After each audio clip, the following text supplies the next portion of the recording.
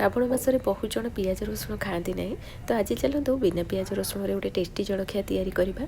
बिना पियाज रसुण हेल्ले भी खावाई बहुत बढ़िया लगे और बहुत बेसिक जिनस ही तैयारी करवा जमती 2-3टा सीझा आलू अटा और जहाँ भी इनग्रेडिएंट ये आम आड करवा ना से सब आम किचन रे एभेलेबल इजिली मिल जाव।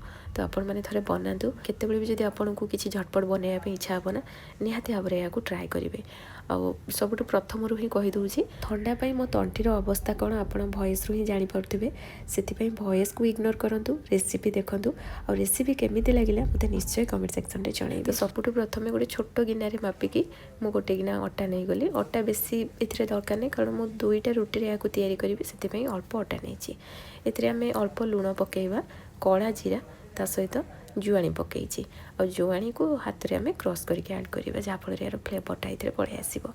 ए तेल पकेवा 1 चामच भाया और सबू जिनस को हाथ में ये मिसेवा माने या आम खास्ता करूँ जहाँफल आमर जलखियाटा ना पूरा क्रिस्पी होगी तैयारी हम। तो हाथ में मुठा कलापर आप देखिले यहाँ मुठा होगी रहीगला तो आपण मैंने जानवे जलखियापी अटा पूरा रेडी अच्छी। जदि यहाँ मुठा हो मैंने एमती मुठा कलापर खंड खंड हो जाऊ तो मैंने आपण मैंने जानवे जे अटा को आउ टे भल भाव में मिसेवाई पड़ो आउ कि समय ताक घसी घसी मिसेदेवे तापर मुठा करके देखिए जदि यहाँ मुठा हो जाऊँगी ता माने जलखियापी आमर अटा पूरा रेडी अच्छी। अल्प अल्प पानी दे या आम दलिबा जमती रुटी पाई आम अटा दलती बस से भाई ही या आम दलिकी ये गोटे स्मूथ डोटे रेडी करवा। आउ जितेबाला या दलिबे एमती हाथ में प्रेस करना भल भाव में स्मूथ करने आमर डोटा जमती पूरा स्मूथ होकर रेडी हे। ये देखो अटार डोटा रेडी हो गला या आम कभर करके रखीदे सेमती बेसी समय तो कभर करने पड़ोनी आलू को आम रेडी करवा बस से पर्यंत या आम कभर कर साइड रे रखीदे।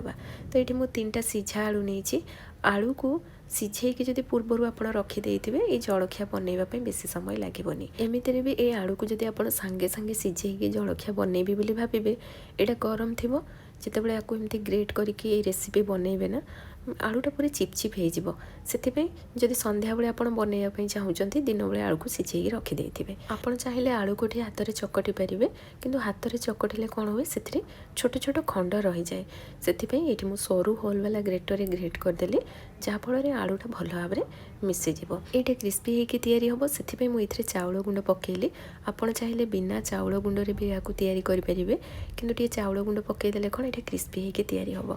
छोट चामच नहीं से 5 चामच पकेली नॉर्मल चामच नहीं ना कम करके पकेबे। आ चाउल गुंड जगार आपड़ ये कॉर्नफ्लोर भी पकई पारे कि चाउल गुंड कॉर्नफ्लोर ये सब न पकई केवल आलू रे भी या बनई पारे।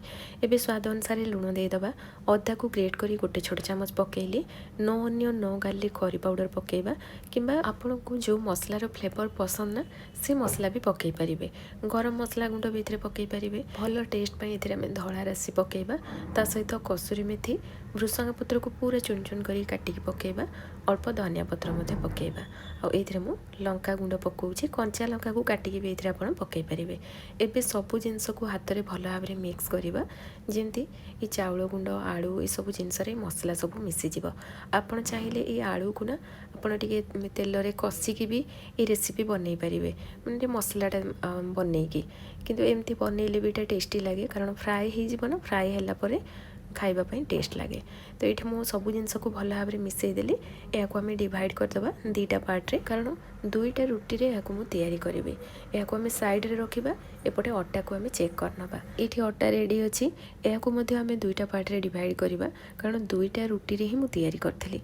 तो ये प्रथम गोटे गुड़ा नहीं आसवा प्रथम आम गोटे बॉलटे तैयारी करवा तापर ए अटा गुंड लगे रुटी को आम बेलिबा। नॉर्मली आम रुटी को जी मोटा रखती या से मोटा ही रखा अधिक मोटा रखेनि मुझे आपको देखा देखूँ रुटी को आम एति मोटा रखती ना बस यही टाइप रही या रखा अधिक मोटा कले कौन हम साइड गुड़ाक आम रोल करवा ना जितेबाला आप जलखियाटा तैयारी करेंगे साइड गुड़ाक मोटा हो खाइबापी बिल्कुल भी भल लगेनि से रुटी साइज रही या मोटा कि पतला से टाइप रही रखिए। एबे जो आलू को आम रेडी करते या ऊपर लगेबा जो आलूटा को मझी पर्सन रे मोटा करके देबे और साइड गुड़ाक पूरा पतला लेयर करके देबे। एबे याकू आमे साइड रू रोल करिबा, गोटे साइड रू एमती रोल करिबा मझी पर्सन जाए। एबे अन्य पट साइड रू मधे ताकू रोल करिबा, ठीक मझी पर्सन जाए दुई पट साइड रू। एबे जो ए मझी पर्सनटा रहिला ना, एबे आमे कोन करिबा एथिरे अल्प टिके पानी लगेइबा, जहा फल रे एटा सेट हे जिवो भल भाबरे। तो एठी देखंतु ताकू दुई पट साइड रू ठीक मझी पर्सन जाए मु रोल कर देली।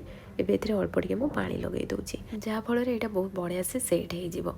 एठी देखंतु एटा भल भाबरे सेट हे गला। एबे याकू आमे कट लगेइबा। आ ए टाइप रो जलखिया ना मु आगुरु आपण मानक सहित ऑलरेडी शेयर करछि, किंतु एरो लुकटा डिफरेंट। बेले बेले कौन हुए से सेम जिनस तो आमे यूज करती, किंतु देखिया पे सेटा अलग हेले समस्त को लागे एटा माने कौन एमती यूनिक रही है, बहुत इंटरेस्ट है कि समस्ते खाती। एबे आमे जलखिया को ठीक मझी पर्सन रू ही प्रेस करबा, माने जोठी हमर आलूटा देखा होउची आ तळपट पर्सन रे मु जेमती कली ना बस ए टाइप रो करिवे, जहा फल रे एटा हार्ट शेप हे जिवो, देखिबा पई सुंदर लागिवो।